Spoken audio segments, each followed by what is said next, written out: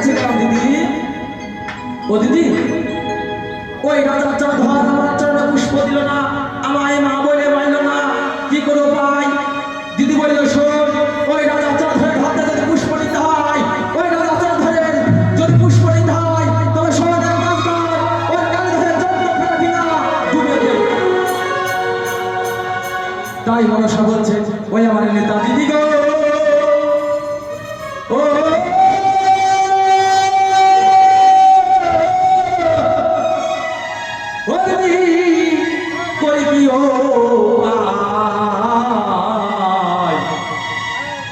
ও চাঁদের ডিঙা ডোবাইব,